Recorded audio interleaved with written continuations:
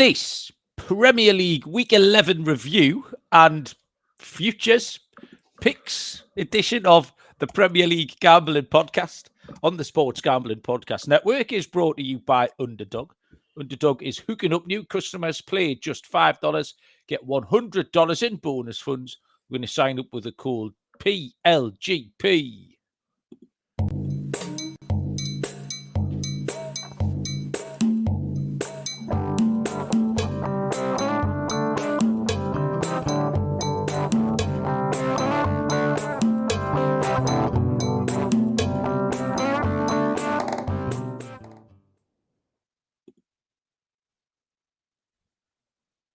Welcome, everybody, to the Premier League Gambling Podcast on the Sports Gambling Podcast Network. My name is Malcolm Bamford, coming to you from Newcastle upon Tyne in the northeast of England. Today is Monday, November the 10th. We are here to have a little look around the Premier League weekend, which finished yesterday afternoon. And as we head into another international break, it's a good time to have a look around some outright markets. I'm not sure what Baz has picked. Baz doesn't know what I've picked. But we've dived into a couple of different competitions to see if anything tickles our fancy. Joining me from somewhere in Nottinghamshire is Mr. Barry Penaluna. Barry, how the hell are you? I'm very well, thank you. How the hell are you? I'm above average. I'd say maybe. I'd say I'm very well. I'm carrying a bit of a virus going around, isn't there, at the minute? Barry. I'm all right. I've got, when you feel like you're going to get a cold, but then it never kicks in. It just lingers around for days and days. So that's where I'm at currently. Very tired and emotional. Fucking hell. So you started by saying you were very well, and I was like, well, I just thought I'd try and put a positive spin on things, and then I changed my mind. And for nearly an entire full second, you kept that positivity up, Barry, before dragging us all down into the mire with you. The overall under on your annual illnesses, we're going to have to keep track next year because it's got to be 7.5 over a 12-month period. Like, there's barely 6 weeks goes past without you complaining of some illness or something. I'll just get on with it, you know me. Yeah, mate, you're a working class hero, Barry. That's what they say about you. Yeah, it's fucking International Week again, isn't it? Which is everyone's favourite. It's no wonder I'm unwell, Malcolm. Everybody's favourite thing. We have to somehow stretch to. We get about 38 minutes of drivel before we make some picks that we don't really mean and that no one cares about. And then we move on, and we'll do it all again in about 48 hours' time as well. So we will make some international picks later in the week. For the upcoming games, there's all sorts of qualifiers. So some quite exciting qualifiers in Africa, etc. So we'll have a look at them later on. Who's in the chat? I'm hardcore if you've joined in for this tonight. Bob D was our penultimate visitor. Joe Dollar is here. Joe, I'm padding out because my little scrolly up over. Here we go. Fef's here. Callum and Lee, squad numbers 9 and 10, were first in earlier on. Welcome along, boys. Wasn't a bad weekend of action in the Premier League. These sort of weekends are all getting quite samey now because the football's changed, Baz, from everybody fannying about endlessly to everybody just launching it in the box. It's kind of all the football's like irrelevant. So we don't play for a bit. This long throw thing's just come from nowhere, hasn't it? Like, nobody football was doing changes, it last year, did it? And now everybody's doing it. Like, yeah. Dan Burn was capable of doing that long throw last year, but he didn't. And similar with like Brentford or whoever it is, everyone's just decided, right, we're going to just launch it from the throw-ins. I did like what Sunderland did. They just moved the advertising hoardings in 10 yards so Arsenal couldn't do it. Why not? I was going to say, because these things do go in cycles. It's football, in it, and for a while, everyone, even going back last year, if you think about what those 3 promoted teams were doing last year, the absolute insistence on fucking about endlessly until the other team scored, because that's what Barcelona did. It was like Messi's Barcelona won it, tiki-taka, all of that, and then Pep brought it elsewhere, brought into this country. And then everyone had to play like that. And then for the last couple of years, you had to take 15 touches in your own 6-yard box from a goal kick. And now it's changed again. And Arsenal, well, I think why Arsenal are currently 4 to 6 favourites. We're going to talk a little bit about the Premier League title odds in a bit.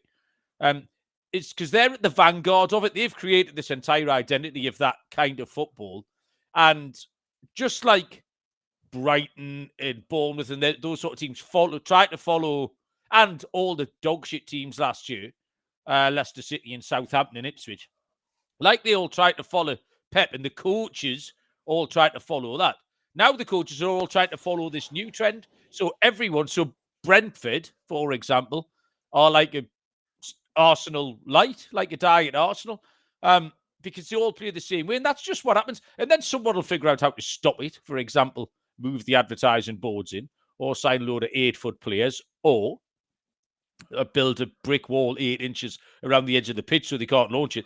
And it will change, but like I say, the football currently seems incidental. You'll play like 12 minutes of football where there's never going to be an outcome, and then there's a set piece, and that's when it all comes to life. So if you watch Match of the Day or the highlights, it's like, right, where's this goal coming from, the set piece?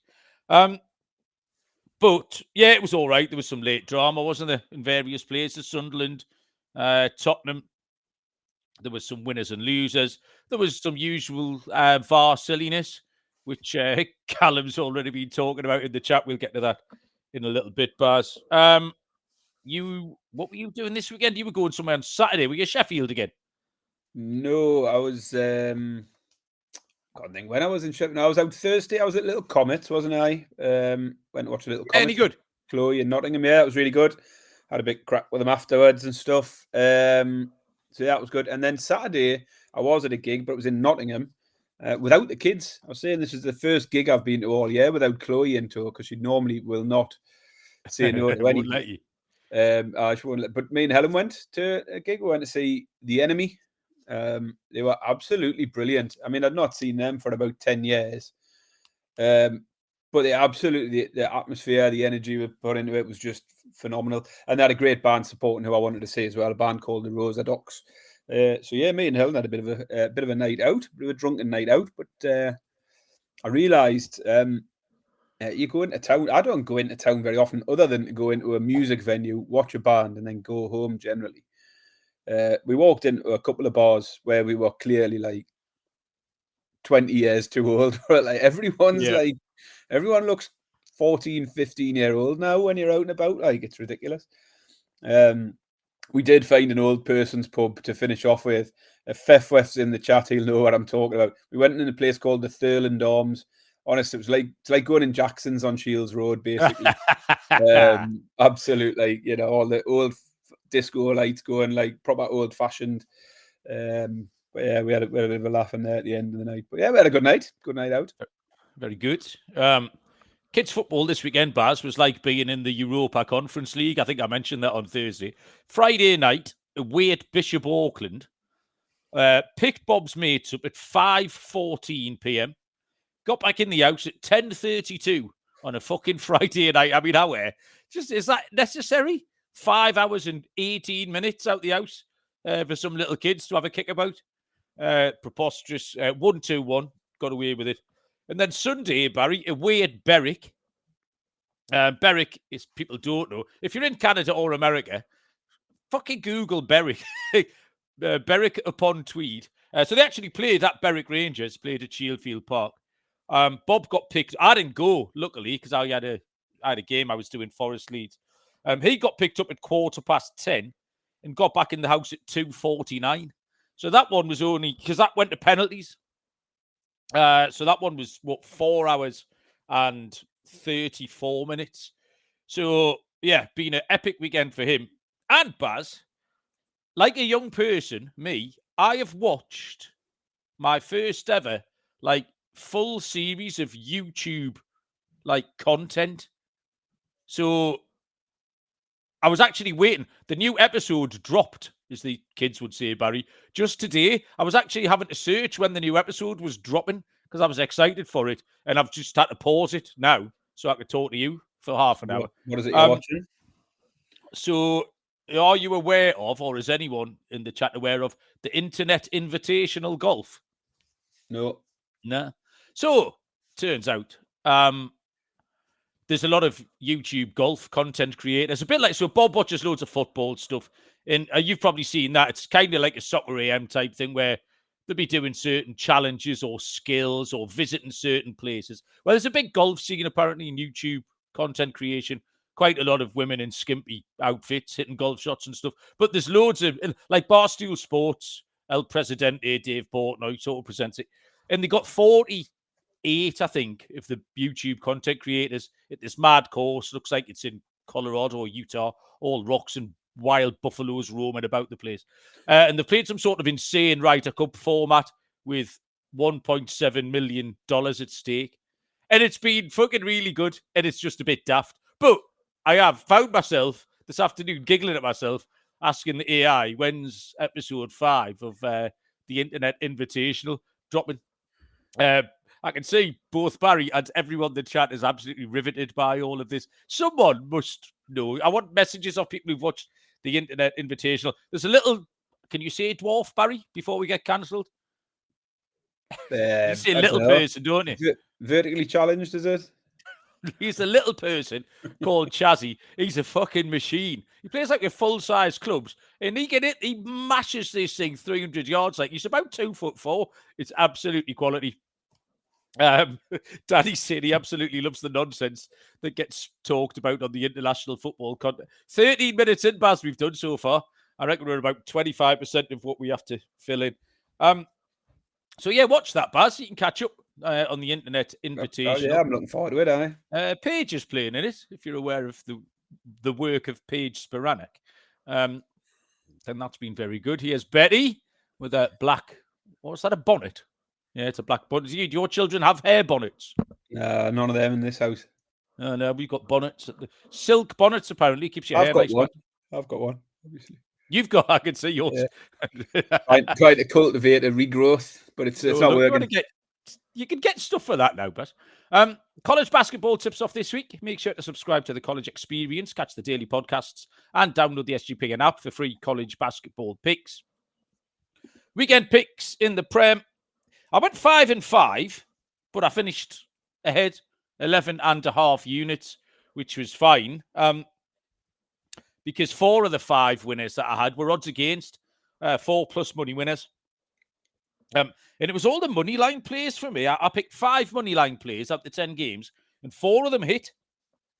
Everton, Brentford, Nottingham Forest, and Manchester City. My other winner was the both teams to score in Sunderland Arsenal, which was really more play on I was getting 5-4 on what I thought was heads or tails, even though they'd had 9 clean sheets in a row. So yeah, I was all right with that. I'm not entirely sure how I didn't make it to 13 or 15 or even 17 units. I had Tottenham on the money line at 7-4, conceded with 10 seconds left. Both teams to score over 2.5 in Villa Bournemouth. Missed penalty, cost me there. And I had over 9 shots in Chelsea Wolves. Well, shots on target. Chelsea had 8 shots on target, Barry. And you've guessed it, Wolves could not muster a shot up, so that one lost as well. West Ham Burnley was an average pick. I had Burnley double chance. They did score first, and for half an hour, they were the better team. I don't really know how that got away from them. Lee might be able to tell us more about that. And my only really bad pick was the BTTS and over 2.5 in Palace Brighton, which finished goalless because Brighton just do what the fuck they want. Son's consequences. My exotics missed. I just didn't get I had all the right picks, just in the wrong order. So I didn't get anything right. But Barry, you know fine well who was in the winner's circle, don't you? Data Dave was back 5-4. Fucking hell. Are we wasting our time? At what point do we phase out, Barry, our picks and get Data Dave just to do it? Like, Chelsea to win to 0. I've just said Wolves had no shots on target. So at no point was Data Dave's bet threatened at all. Chelsea to win to 0. 5-4 plus 125. So I think Data Dave is now 8-2. Because he's pushing the prices up a bit now as well. He was picking his 8 to 11s and that. Well, this is the thing with Data Dave. He's not. he's just cold as ice, like, do you know what I mean? He's not bothered. He's taking the right bet. There's no such thing as the right price or the wrong price. Do you know what I mean? He's just taking the right bet, but so that was my week. Finished ahead, which I'm all right with. I'll take that every week. Did you pick us a winner? I picked 5 winners. I had 5 winners, 5 losers, so I was right down the middle of the road. Man United team total was a fortunate one with that last gasp second goal for Man United. So that got off to a good start. I didn't do well. I took Fulham and Burnley as my underdogs in the afternoon. They let me down. Chelsea handicap was easy. Villa Bournemouth goals, Brentford Newcastle goals again came in fairly comfortably, and Forest to win. We both said was a good one. My lock hit. Chelsea handicap was my lock. And the one that's hit for me again this week, Malcolm, at a big old price, was the scorer 2 weeks in a row. Despite Newcastle losing, I've served up a 7.5 to 1 first scorer pick. So it was Jacob Murphy last week, 5 to 2 anytime, 15 to 2 first goal scorer. And this week it was Harvey Barnes, same odds, 5 to 2 anytime, 15 to 2 first scorer. So yeah, just keep picking whoever's playing on the left or right for Newcastle to take the first goal, and then Newcastle to turn into absolute dog shit after that. They lose 3-1, yeah. Yeah, we'll get onto that possibly. Yeah, in the eye catches. Smudger's saying it was Scott Parker's substitutions were the reason that Burnley got turned over the other day. I'll give you a little update on the Predict Addict League. This week number 10, 11 even, was won by, here we bloody go, Nick Roach with 10 points. Neil Haig, my old gaffer from work, who retired last week. Neil got 9. Joe Dollar, I tell you what, he's chipping away, you know. He's been very consistent. Joe Dollar, 8. Brad Parker, 8. Connor McSpirit, 8. Jordan, 8. Stephen Begg, 8. And Tyler, 8. Betty Bamford had 6. Robert Bamford had 6. Malcolm Bamford had 5. Have you missed my name out? Yeah, well, I checked yesterday. I think you had 3, didn't you? Where were you? I don't know. I'm assuming not a lot.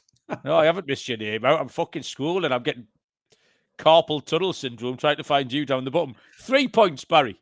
A meagre, near pathetic 3 points. That's ridiculous. Overall standings, Chris Swain has a 4-point lead over Cree and Cam Burke. Bob Bamford's into 3rd, the wanker. Joe Dollar, all the cool kids are tied for 4th, including me and Joe Dollar. So we'll update that up when it's time. Okay. We'll do the eye catchers, Baz. Obviously, we've got quite a bit of time to let this breathe this week. We are brought to you by MyBookie.ag, your place to bet on football and everything else. The prop builder is second to none. The motto is bet on anything, anywhere, anytime. Easy deposit, lightning fast payouts using crypto. Head to MyBookie.ag. Promo code is PLGP for a 100% bet back bonus up to $500 for new customers. MyBookie.ag. Promo code PLGP. And we're brought to you by Novig, America's #1 sports prediction market. You're getting the best prices at Novig, available in over 35 states. Download the Novig app. Get $50 when you spend $5 if you use our promo code SGPN. Get in on the action with Novig, promo code SGPN. Eye catches. Start with the top of the table because I wanted to talk about the title race. Arsenal, having dropped points at the weekends, are now 4 to 6. Manchester City are 9 to 4, plus 225.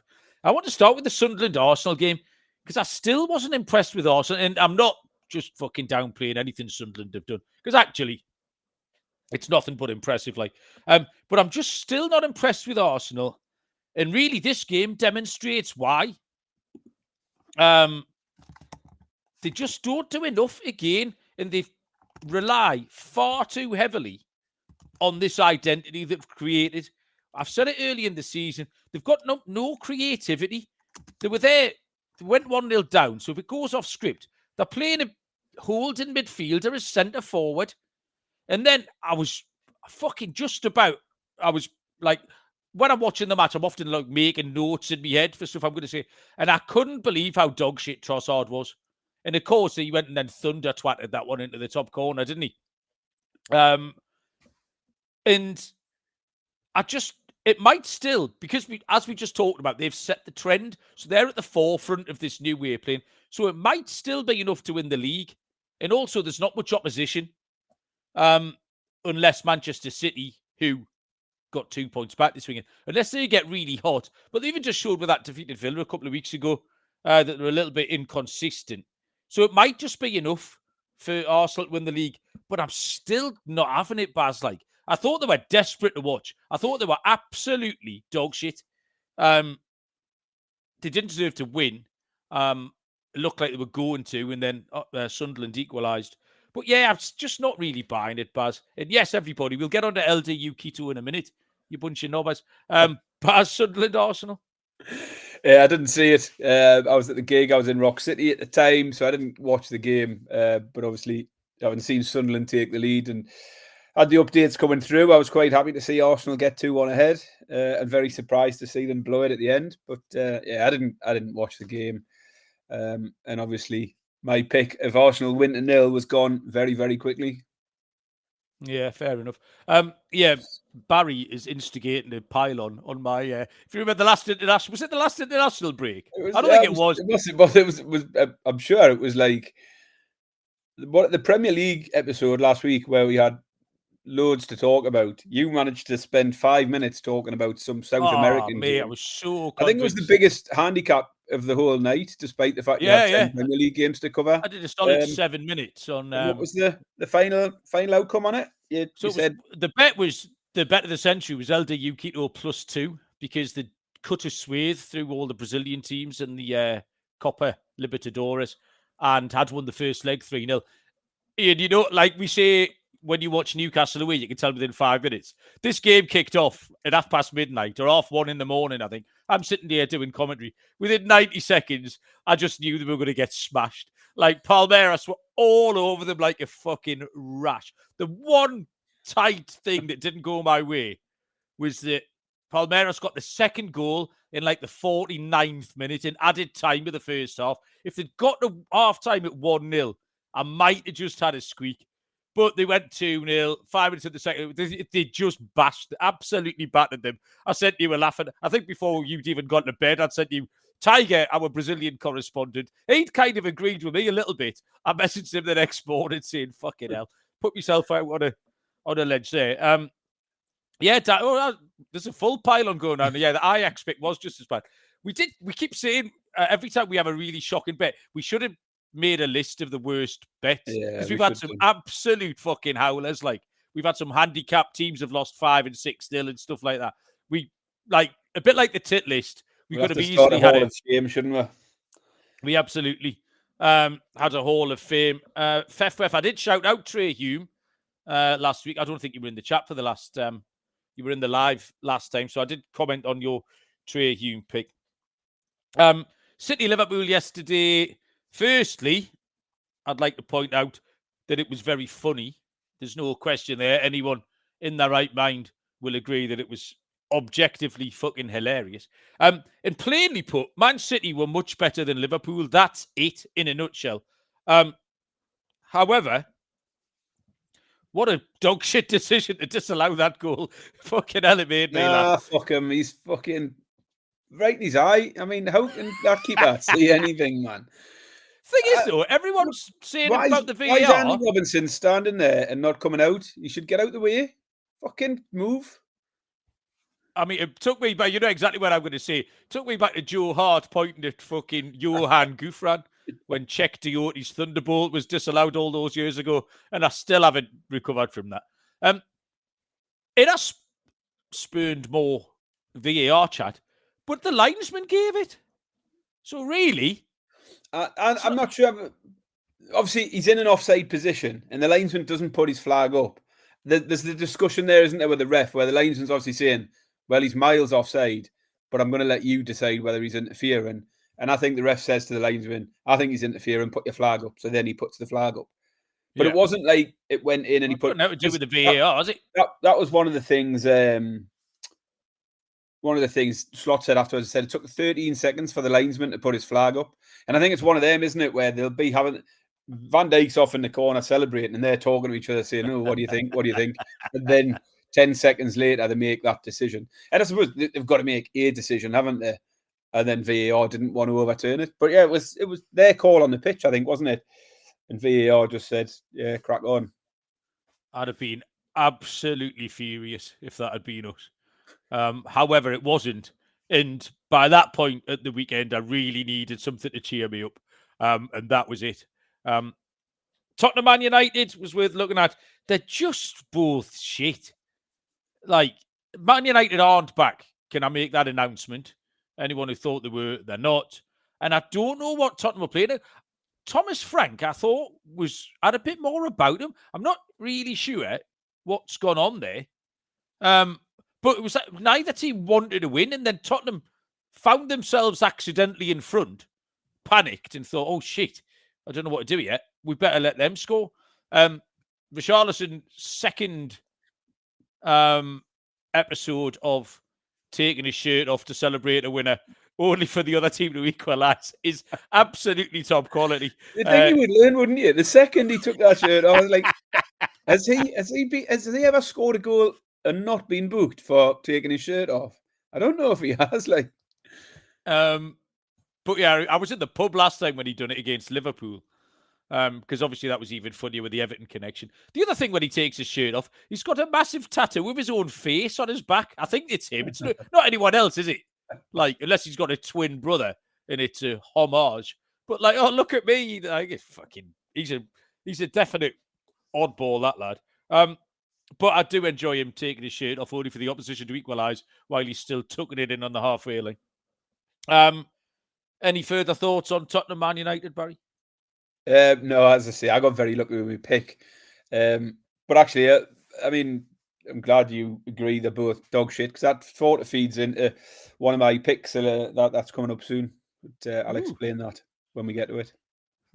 If that's heading in a certain direction, Barry, I might reach for the ray. I didn't think I need the ray gun tonight, but I've got a pick which does Man U and Tottenham being shit helps out with one of my picks as well. Brentford, Newcastle. Tell you what, that deserves more than a ray gun if we go on a team ride when we haven't even discussed what markets. So, any competition, any market globally. Brentford, Newcastle was brilliant, Baz. I mean, colour me astonished that. So here's the thing. So you see teams sometimes make similar mistakes. Teams can be vulnerable in certain spots. We've seen Man United and Tottenham. We've just talked about them over the last couple of years, things they can't do. But never has it been more crystal clear than the last two Sundays for Newcastle United. So we go to West Ham last week, an away game on a Sunday in the nation's capital, having come off a 2-0 home win against Tottenham. We pick a team, we go 1-0 up. The goalkeeper concedes a goal by punching the ball when he should have caught it. We're absolutely dog shit for the entire game. We get beat 3-1. Fast forward 7 days, having come off the back of a comfortable 2-0 win against Bilbao in the Champions League, we head to the nation's capital to take on a comparable team. We pick the exact same fucking 11. We go 1-0 up. We concede an equaliser because the keeper won't catch the fucking ball. We proceed to be dog shit and get stuffed 3-1. What the fuck was all of that about? Why would you go there and just do the same thing? The only thing that stopped me getting the cheese grater out, right? And you know the end that you do the Parmesan with, not the big end, grating my penis down to an absolute nub, was that we weren't wearing the green kit. If we'd had the green kit on whilst we were losing yesterday... That was the only thing they did change this week, wasn't it? Was the kit. Like everything else... I would have grated my cock clean off. But other than that, I didn't. But fucking hell, Barry. It's unbearable. And, sorry, I will take a positive. The positive is we could back Brentford at 2-1, which was one of my picks, because the fucking handicap could not have been more crystal clear. Yeah, anything from you? I mean, it was...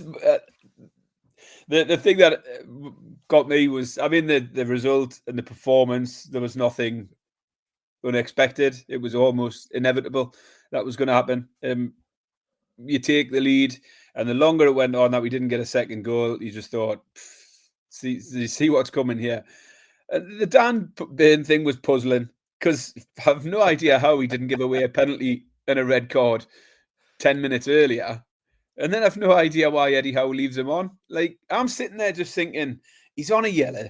He's just got away with one because that was a pen. I mean, the worst thing about that, he absolutely books him for diving as well. Like, and VAR look at it, and it's a penalty all day long. It's a penalty, and it probably would have been a second yellow at that point. So the fact that the next one was probably softer, it was inevitable Burn was going to go. But he shouldn't have been on the pitch because they were fucking ripping him to pieces all game anyway.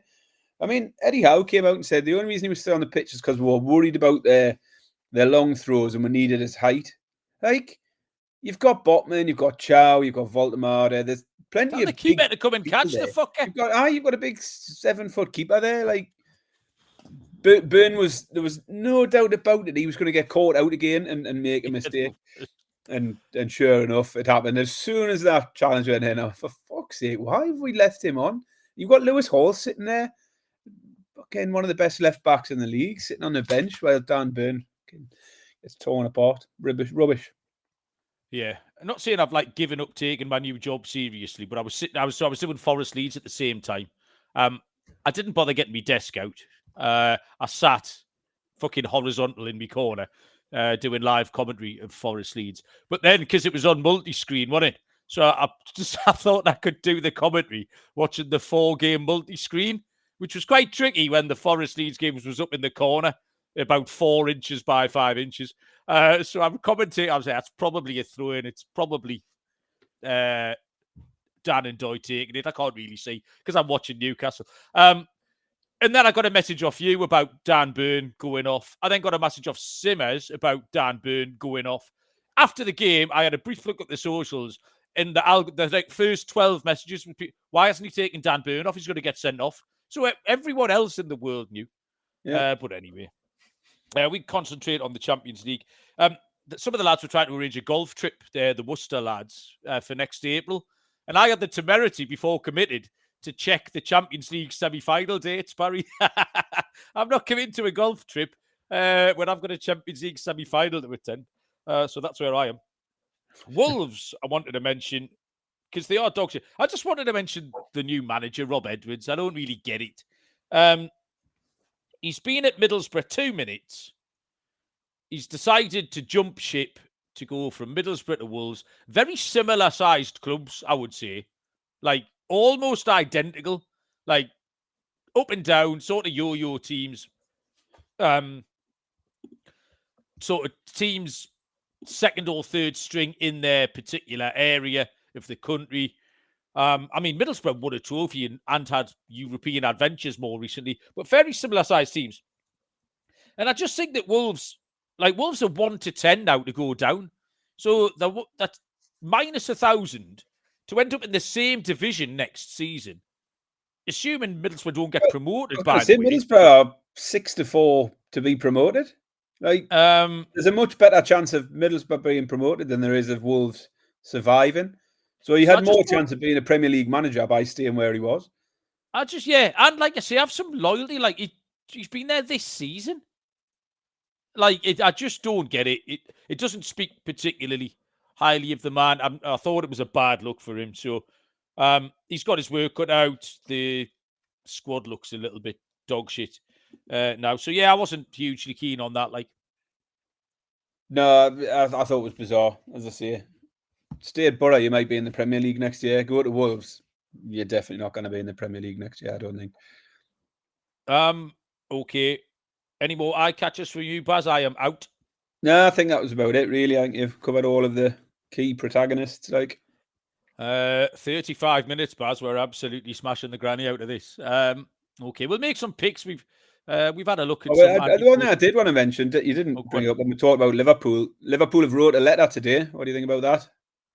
Oh, yes. Yeah. We haven't had that for a while. It was when clubs write a letter, strongly worded. I think Arsenal done that back in the day, didn't they? Nottingham Forest write letters as well. Nottingham Forest, yeah, they write a lot of letters. But yeah, Liverpool wrote a letter expressing their dissatisfaction. So we'll see if that gets them any points for letter writing. I don't know. Who knows? My mate Michael Oliver getting all the fucking stick today. Wasn't even his fault. Lino put his flag up, didn't he? Not Michael's fault. Underdog is your home for pick 'em entries. You can win up to 5,000 times your money. Brand new offer. Play $5, get $100 in bonus funds. You sign up with the code PLGP. And Rhythm is crushing it in college football, NFL, and just added NBA. Rhythm is giving you weekly cash prizes. Track 5 bets of the same type from any model you build, and you could win $1,000. Use promo code SGPN25 when you download the Rhythm app for 25% off your first month. Download Rhythm, use promo code SGPN25. Right then. We've been teasing this for a little while, Barry. Here we the go. teams are out. They've jigged in and out the cones, Barry. The referee has changed the battery pack on his communication device. And it's time to kick off for the second half, Barry. Right. Let's just get some housekeeping out the way. We've had to sort your cards out. So you had a shot, ended the half with a shot on target, didn't you? Barry's 2-0 up. Ended the half with a shot on target, which I repelled. Another save from Robin Bravo. So that good card is when Betty sent you another card. So what's happened is all the discards have been shuffled and are back in the discard pile. We have retained the 8 cards. This is brilliant. We've retained the 8 cards that we finished with in the second half. And it's me to kick off, Barry. I've got the chess style ledger there, which shows that you kicked off the first half. So, and also we've switched the board around. So you're now going from right to left as I look, or from me, isn't it? left. You're going that way, and I'm going that way. All right, you got that? Right. Okay. So. Right. Here we go, everybody. Good luck. Enjoy. Barry 2-0 up. A long way back. Getting some advice to park the bus here. Fef wants to see what my team talk was. I've had the hairdryer out, Fef. Let me tell you. Hairdryer's been out. I'm going to go. I'll tell you what. Oh, I can't do that, can I? I can't take a free kick, Baz, straight from the kickoff. That's cheating. I'm just going to go. Oh, why are they all fucking going that way? Right, okay, that's fine. I'm going to go 6 forwards, Baz. That bad boy there. Looks like Paul Mariner, I think. 1, 2, 3, 4, 5, 6. So we're on, Barry. I'm going to have to.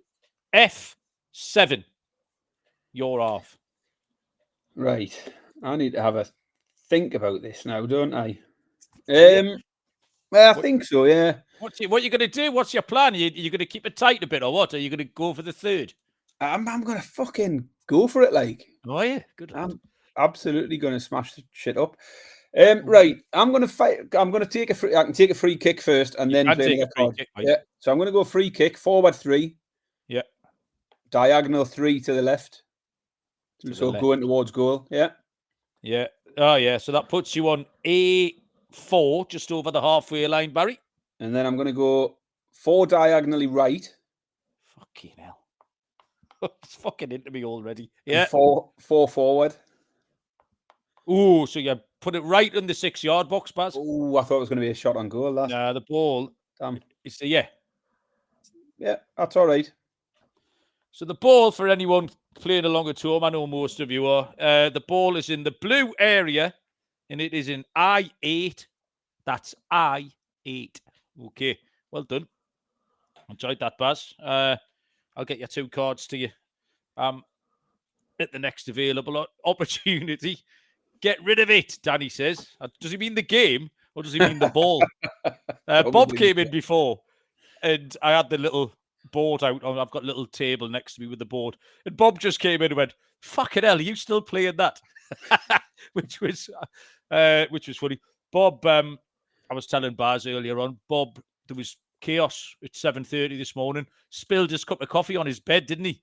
However, which is not the end of the world, but what he got in trouble for was apparent lack of urgency in reporting it to the authorities.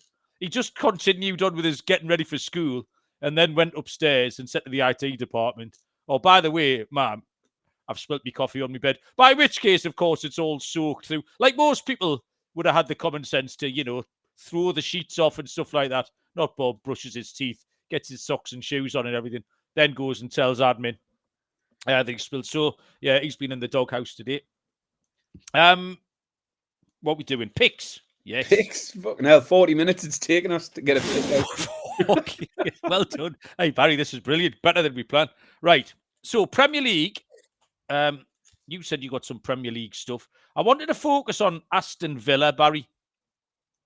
Was that where you ended up? Do I need the ray gun? Oh, my God. Barry's nodding. This is fucking epic. And I'm just trying to get the Champions League page up here. Sorry, I'm multitasking. England, Premier League, sorry. I wanted to focus on Villa. So currently sitting in 6th. They are 2nd in the form table alongside Manchester City behind Arsenal. And we've got to remember with Villa is they didn't win in the first 5 games. So the little run they've put together, it's been quite under the radar until yesterday. I think yesterday was a eye-opener, 4-0 to Bournemouth, because Bournemouth have been one of the good teams. They've won the last 4 home games. And if you can just have a good home run, that keeps you live. They've beaten Manchester City and Bournemouth in the last 2 home games, keeping clean sheets in both as well. City and Bournemouth, probably 2 of the most expansive teams going forward. That's really, really strong form. So the picks are the prices, Baz, for top 4, top 5, and top 6 finish, I think are very, very big. So how I broke it down was I'll give Arsenal and City the top 2. I think that's reasonable. I think if you want to be generous, and I'm not sure this is actually accurate, but Liverpool and Chelsea are your options for 3rd and 4th. So if you want to lock them in, I understand it, but both look vulnerable to stuff going wrong. We know what Chelsea are like, they're flaky. And Liverpool just seem a bit schizophrenic at the minute. I'm not sure what they're doing. And after that, who? Man U and Tottenham, we've just discussed. Dog shit. No. Sunderland? Doubt it. Bournemouth? No. Newcastle are already a little bit too far behind and don't look like they're going to... They might go on a run, but still. Brighton? No. So that leaves Villa kind of minimum 5th to me, with the possibility of a little bit of a higher ceiling.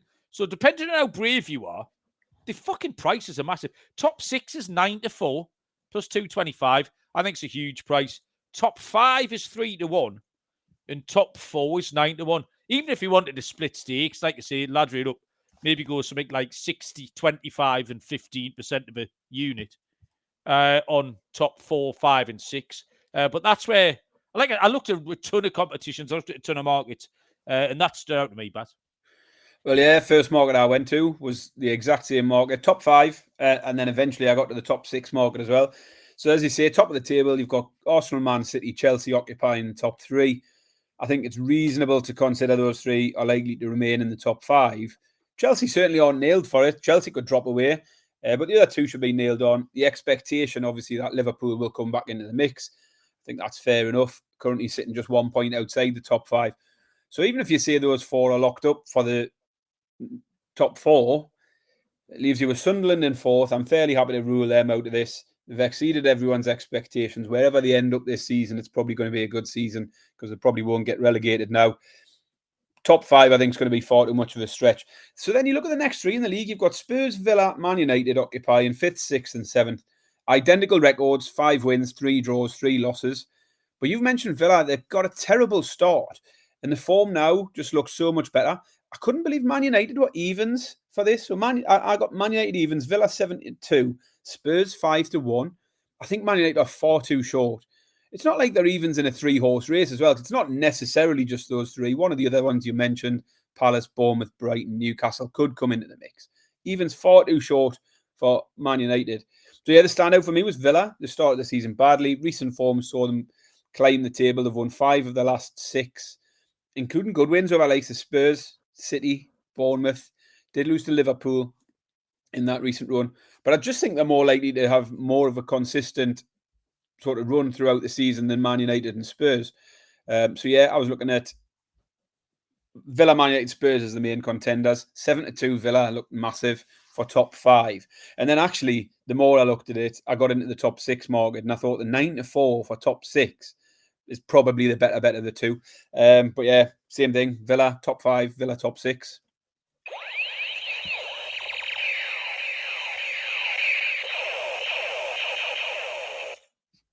Fucking hell, Barry.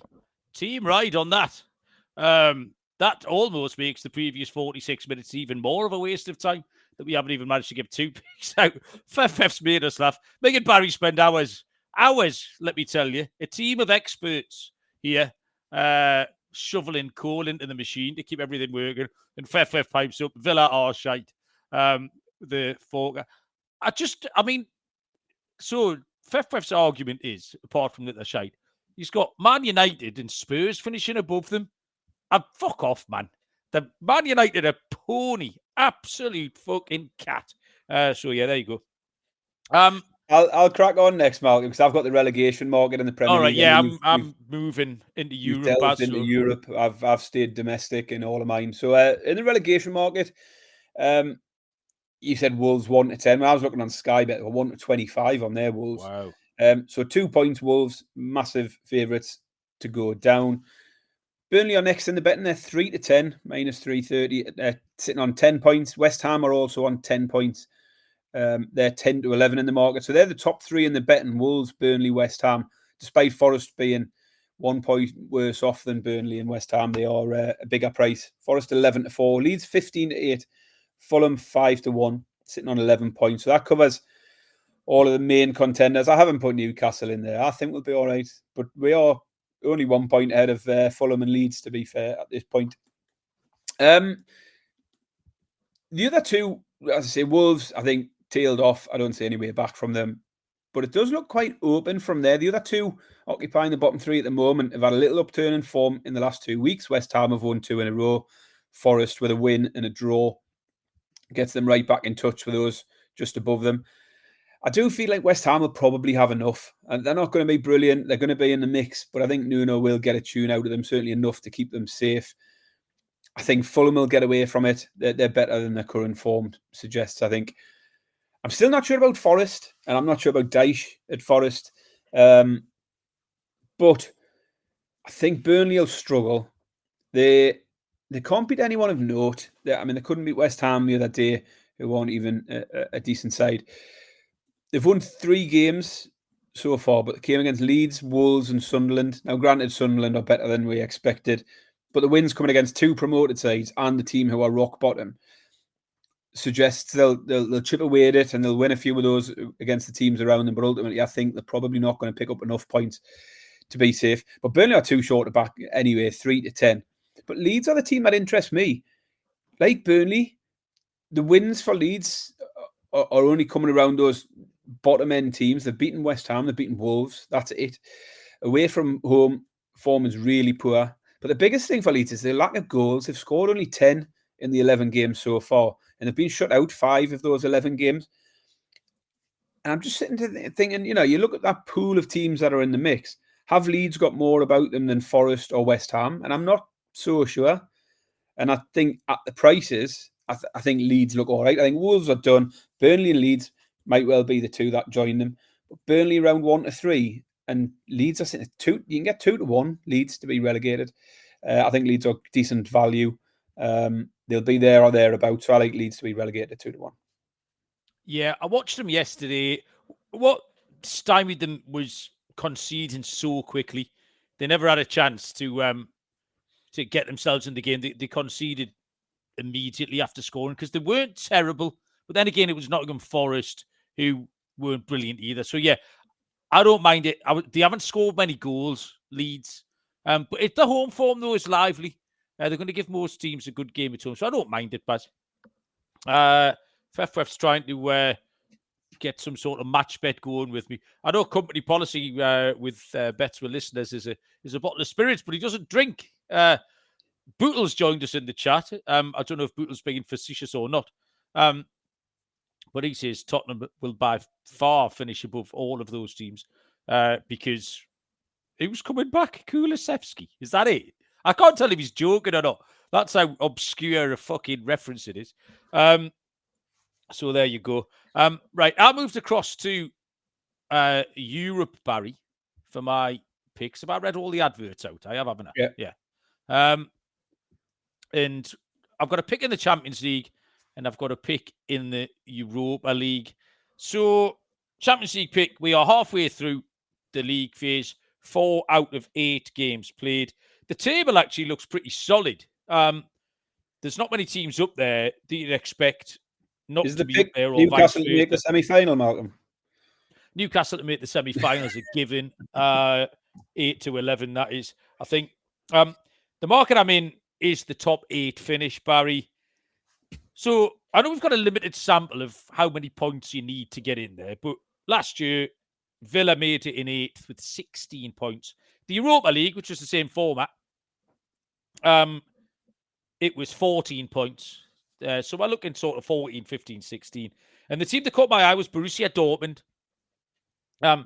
They're currently sitting on 7 points, so they're 2 points outside that top 8. But they've played the toughest part of their schedule. They did score 4 goals in all 3 of their first 3 games. That was part of a handicap your last game, Baz. They scored 4 times against Juventus, Bilbao, and Copenhagen. And they actually did okay for a bit against Manchester City. City got away late on, but that sort of game's not going to define them. The crucial thing here is Dortmund's next 2 games. They're at home against Villarreal and Bodo Glimt. Now, I don't know, when we come to do those weekly shows, what price are going to be to beat Villarreal and Bodo? They're going to be fucking 2-5, 1-3 to beat them both. So I think given average look or average form, you can give them 6 points, which gets them to 13. They then go to Tottenham. Without wanting to labour the point, we've just established that that's shit. Bootles, please, he's turned up. He's catching strays now. This wasn't planned. And they finish at home to Winter.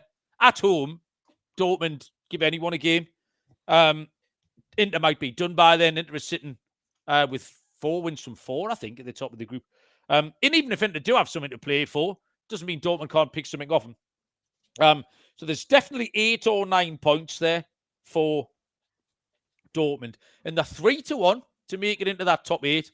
I mean, if you had those 6 points on, they ain't going to be 3-1. Like if you want to take them to beat Villarreal and Bodo Glimt next to, so 3-1 Dortmund to finish in the top 8.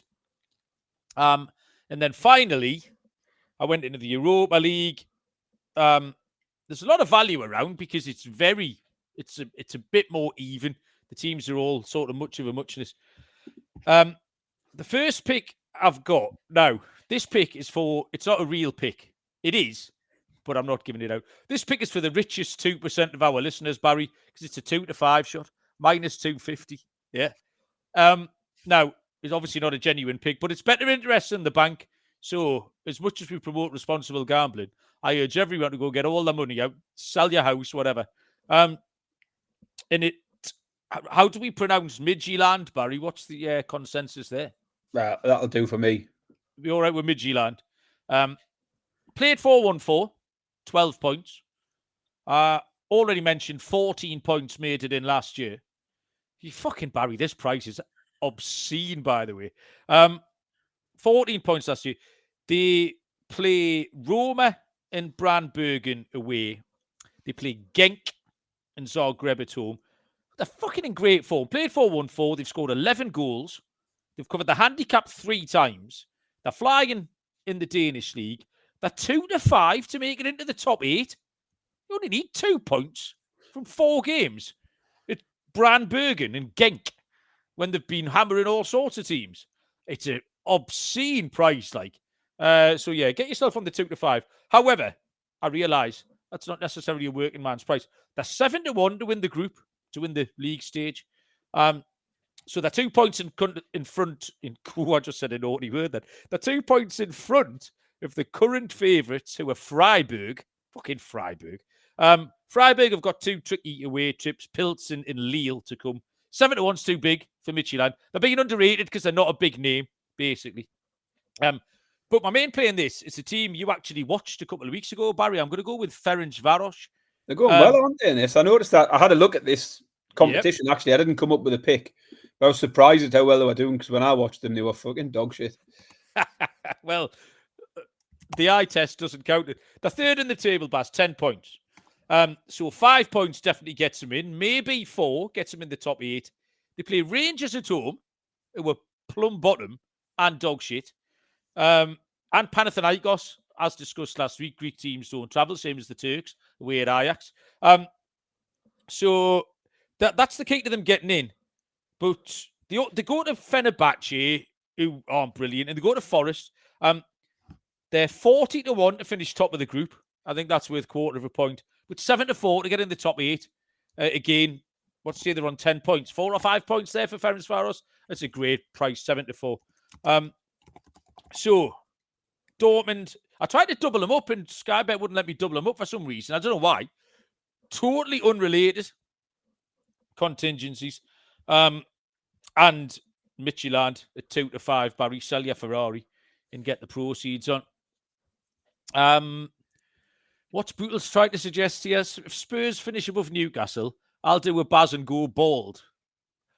I mean, I'm not sure about that. I think the problem with that is, like Barry, none of my mates have got any hair. So this is like everybody's hair. This isn't just my hair. I feel like I'm responsible for everyone's hair. Like, I'm keeping the fire burning for everyone. If Barry wants to come and have a touch and a rub, he can. If he wants to shampoo it, it's fine. So it's not really my hair. This is representative hair. This is like, what's the word I'm looking for? Like ceremonial hair kind of thing. So yeah, we'll discuss it, Bootle. It's a possible. And I don't know, by the way, Bootle, what you've got going on your head either. So you could easily be trapping me. Barry, 57 minutes. One more pick. I'm not done. You said you had 2 Premier League picks and that was it? And a token championship pick. It won't take as long, but I'll pop it out. We haven't got long now. Yeah, well, it's all right. That's fine. Just one little eye catcher in the championship. If FOF didn't like me bigging up Aston Villa, he's definitely not going to like this one. For Derby County, they are the form side in the championship at the minute, Derby County. 5-1 for Derby County to make the top 6. They've won 5 in a row, lost only 1 of their last 9. They did make a load of new signings in the summer, and I think it just feels like things are starting to click. Had a few good wins lately against decent sides. 6th place is always wide open as well.